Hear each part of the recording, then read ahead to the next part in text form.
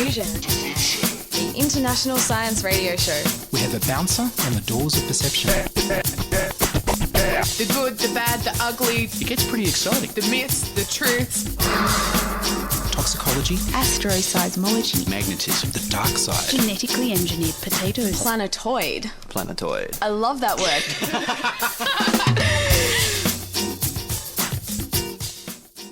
Hello and welcome to Diffusion. Sit back and relax while we spin, vibrate and pour weird and wonderful science over your brain. I'm Ian Woolf. On this edition we go back down the rabbit hole of Dr. Pais's weird futuristic inventions, but first up, science frontiers and Martian visitors.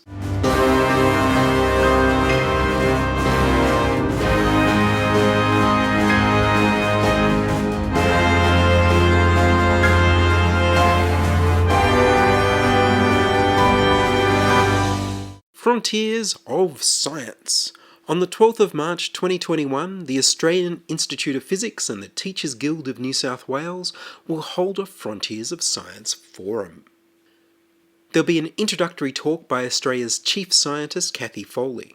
Professor Judith Dawes will talk about a new way of sensing molecules in the body using nanoparticles and lasers.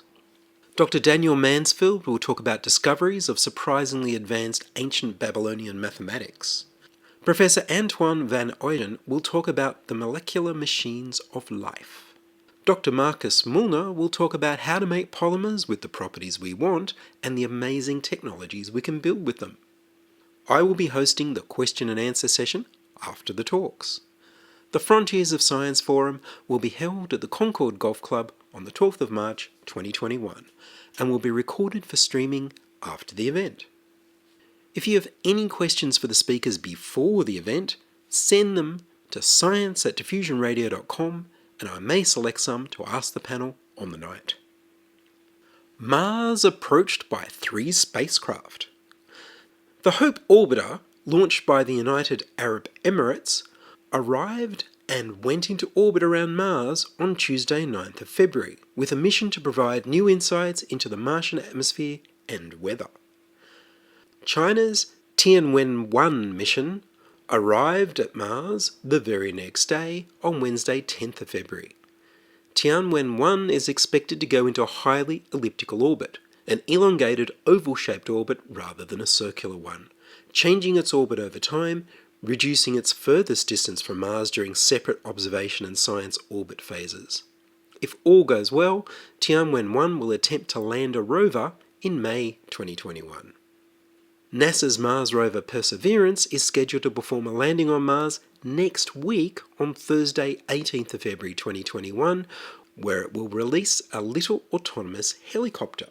Perseverance carries an instrument called MOXIE, short for Mars Oxygen ISRU Experiment, which will generate oxygen from the thin carbon dioxide-dominated Martian atmosphere. This technology scaled up might someday help humanity settle on Mars, according to the mission team members.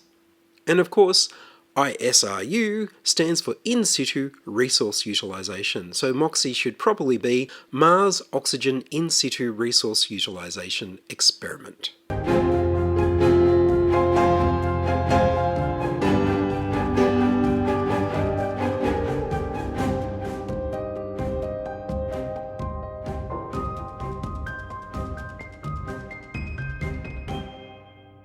You're listening to Ian Woolf on Diffusion Science Radio.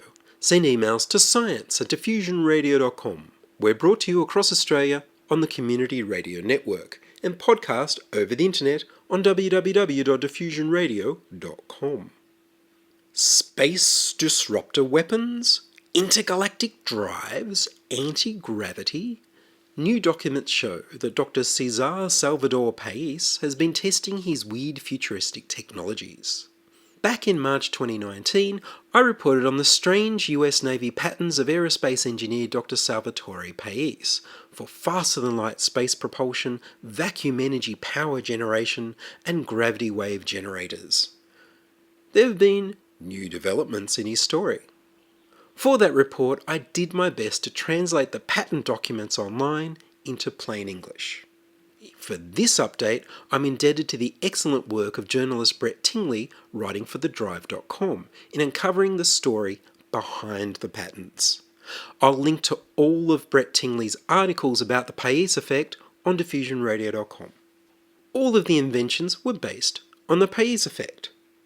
Dr. Pais says, the Pais Effect comprises the generation of extremely high electromagnetic energy fluxes, and hence high local energy densities, generated by controlled motion of electrically charged matter from solid to plasma states, subjected to accelerated vibration and/or accelerated spin, via rapid acceleration transients.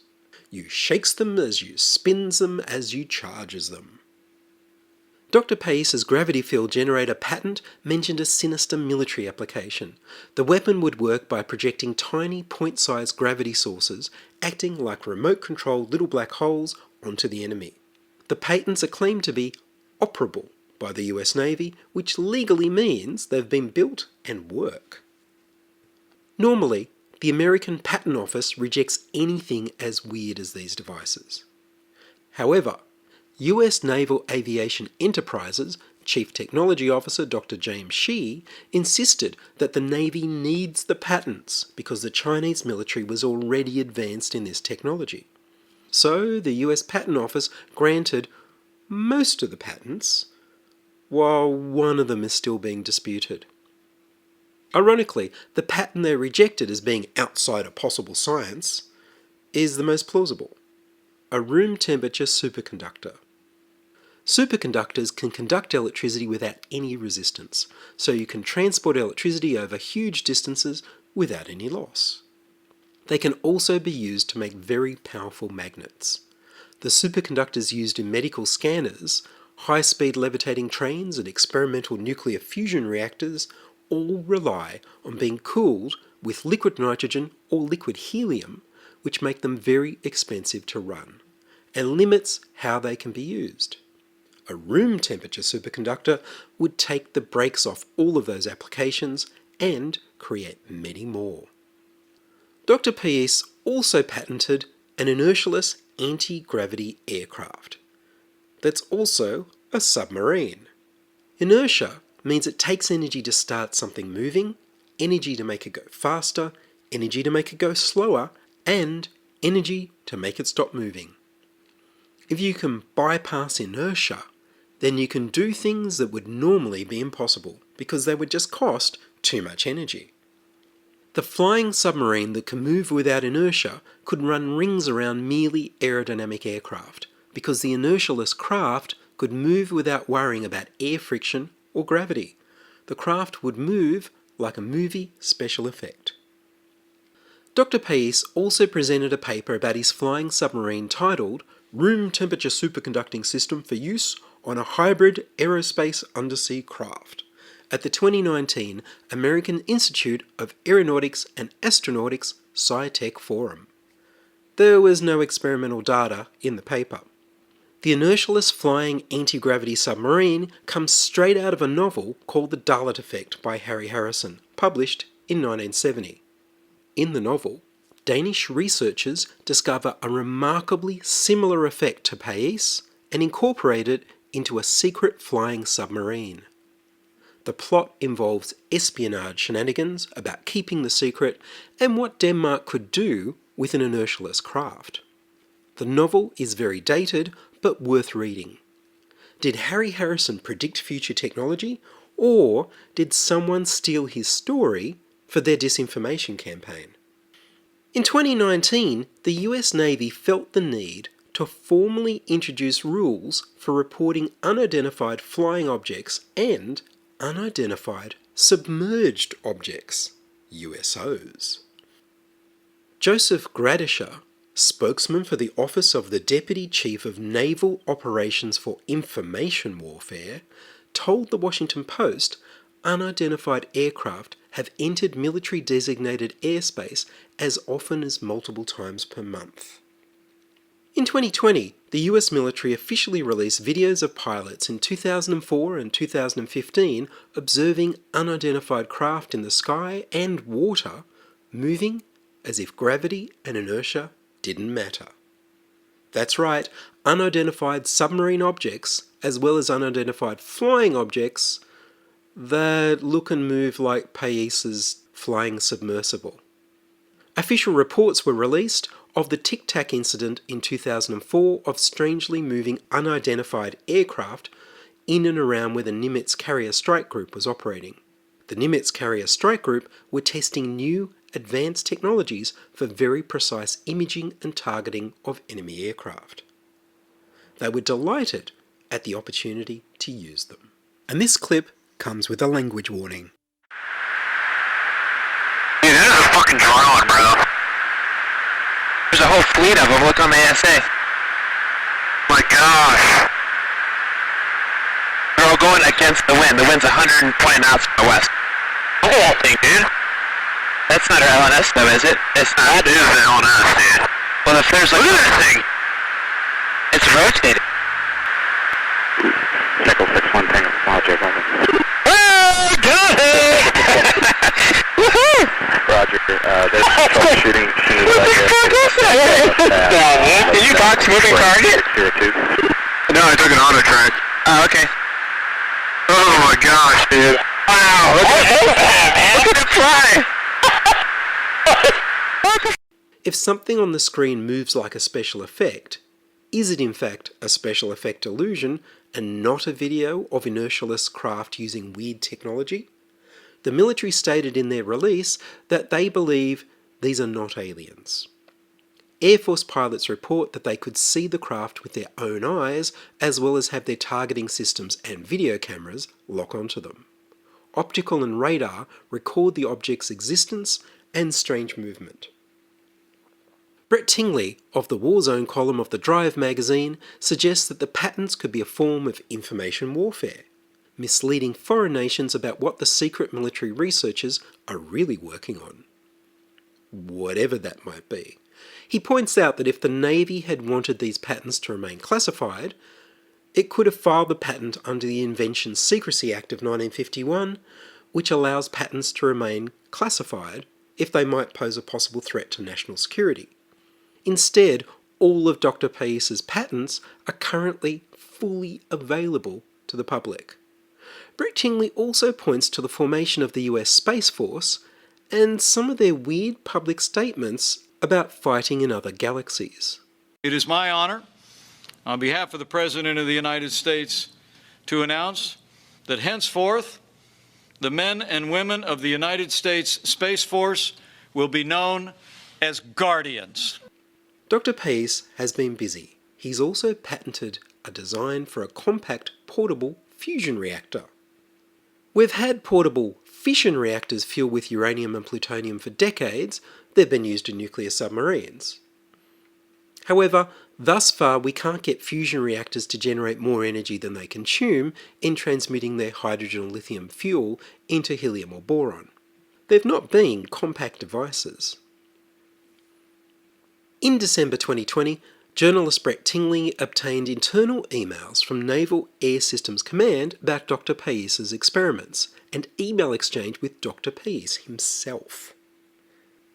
The emails show that Dr. Pais's inventions underwent technical and marketing reviews sometime in late 2015, after which Pais defended his inventions in front of the Naval Air Warfare Center Aircraft Division Invention Evaluation Board throughout 2016 and 2017 before starting to submit the patents to the US Patent Office.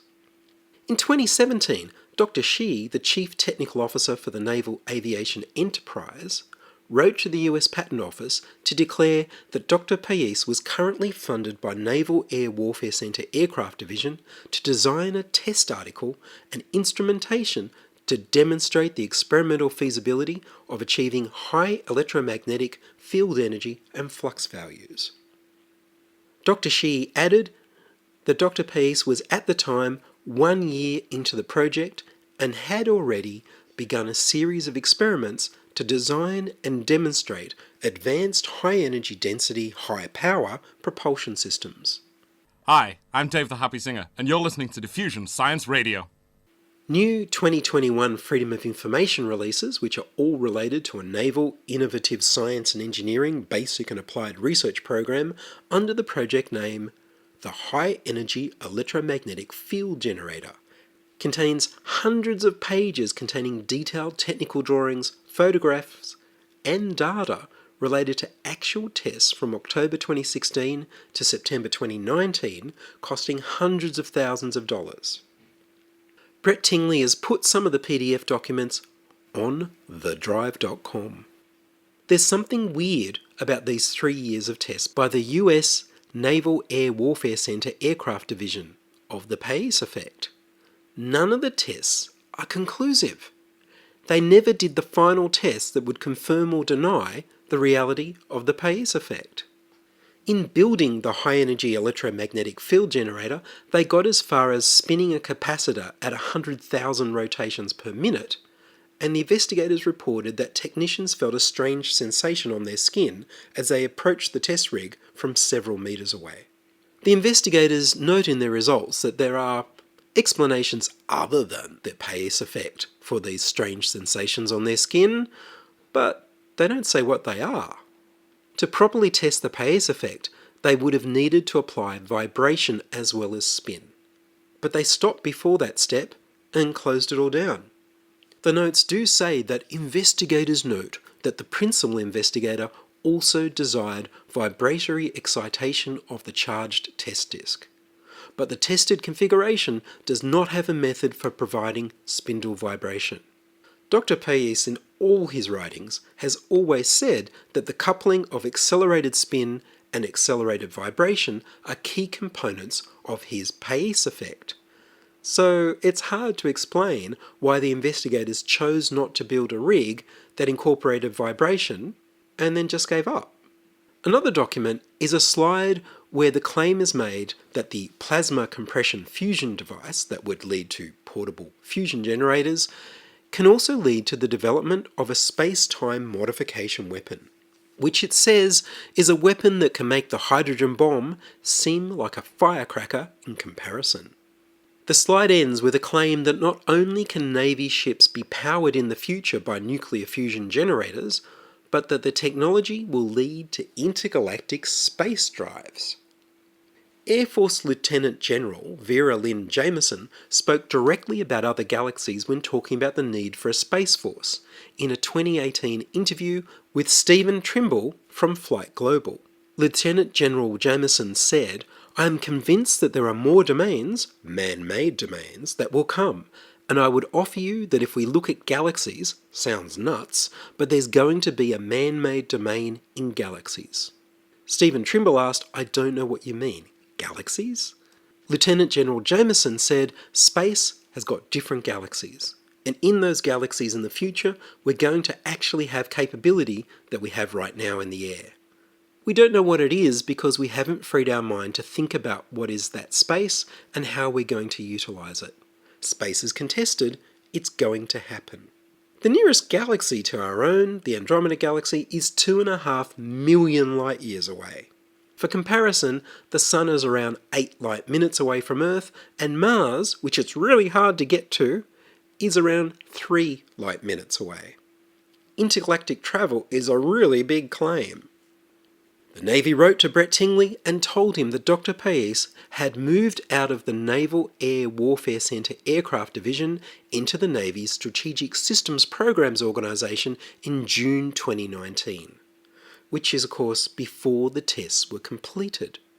This means that the tests on the Pais effect continued until September 2019, and Navy investigators chose to end the tests without any conclusive evidence, for or against, and without Dr. Pais.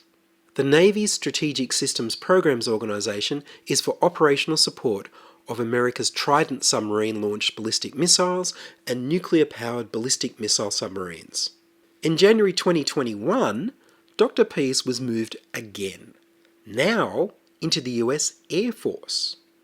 Dr. Pais's room temperature superconductor patent was rejected and is still undergoing an appeal, as last I've read.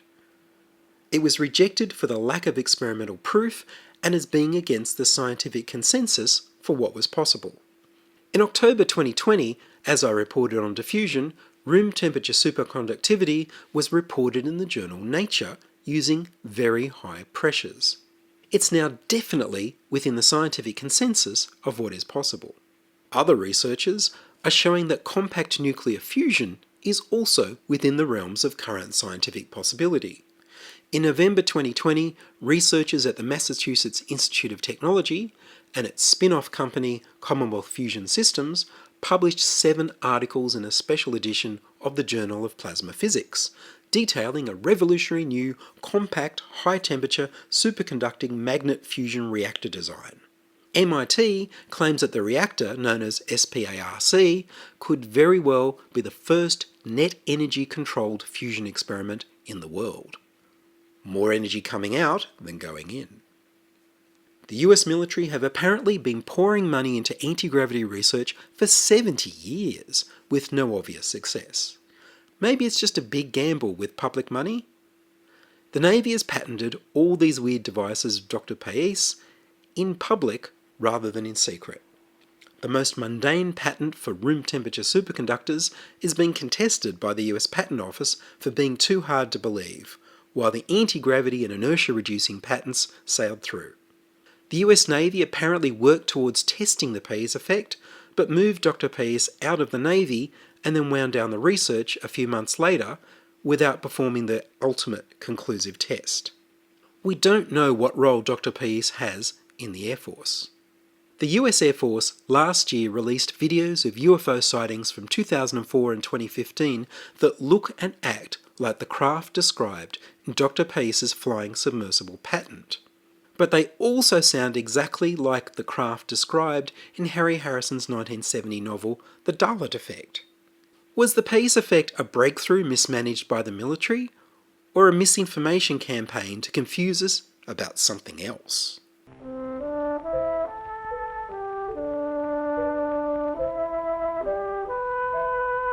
Time when man began to control the environment, he has been plagued by his limited ability to speculate. His failure to accurately predict the effect and the proposed action.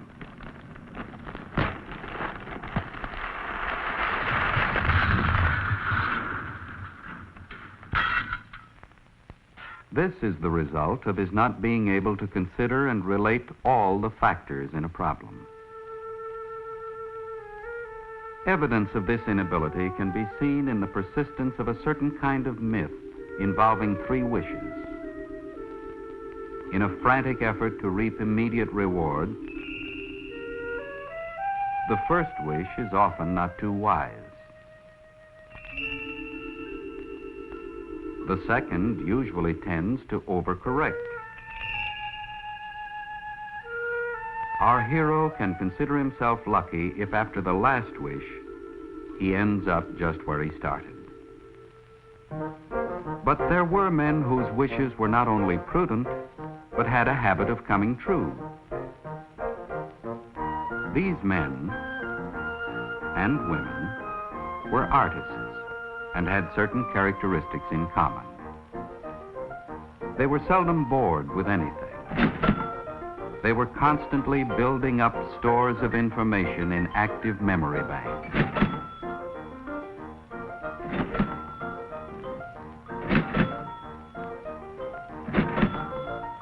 When confronted with a specific need, they would call on these memory banks for information, which they would run through, sort out, and relate to the problem at hand. These men could speculate and could predict. They were artists in many fields: architecture, mechanics, medicine, science, politics, and the art of relating factors. It is often not a conscious art, and the degree to which it is operative can tend to make one normal, bright, super bright, or genius. And that's all from us on Diffusion. Are you a scientist, artist, biohacker or maker who'd like to be interviewed about your work? Would your company like to sponsor Diffusion? Send your contributions, opinions, helpful suggestions and donations to science@diffusionradio.com. That's science@diffusionradio.com. Please like the Diffusion Science Radio page on Facebook and rate the show on iTunes. Tell your friends. Follow me on Twitter @Ian Woolf. The news music was Rhinos theme by Kevin MacLeod of Incompetech.com. I produce Diffusion, which is broadcast around Australia to 28 stations on the Community Radio Network, including Radio Blue Mountains 89.1 FM in New South Wales, 8CCC in Alice Springs and Tennant Creek, 2NVR in Nambucca Valley, 3MBR in the Mallee Border districts of Victoria and South Australia, City Park Radio 7LTN in Launceston, Tasmania, and 2XXFM in Canberra. Diffusion is narrowcast on Indigo FM 88 in northeast Victoria. Diffusion is syndicated globally on the National Science Foundation's Science 360 internet radio station and also on astronomy.fm. Subscribe to the podcast on the Diffusion website, www.diffusionradio.com. That's www.diffusionradio.com, and check the website for links, photos and videos about this week's show. If you enjoyed this show, you can explore more than 1,000 previous episodes, archived on diffusionradio.com, where the shows are labelled by keywords so you can focus in on the stories you want to hear. Make a donation through paypal.me/IanWolf or join my patrons at patreon.com/diffusionradio. I'm Ian Woolf. Join us inside your audio device of choice for more science wondering next week on Diffusion Science Radio. Science is fun. It helps you to learn, to know, and to appreciate. When you study science, you may go on field trips. You discover the marvelous interrelationships between all living things. You learn to read the history of the Earth as it is written in rocks and fossils. You find out what makes things tick, everything from a molecule to a living organism. In the study of science is found the most useful and satisfying knowledge of man. Knowledge of his physical world, its past, its present, and its future. And in your moments of relaxation, now and in the years to come, you will find the study of science leading you into fascinating pursuits: photography, collecting. Why study science? Study science because you will find in the study of science a richer, more rewarding life.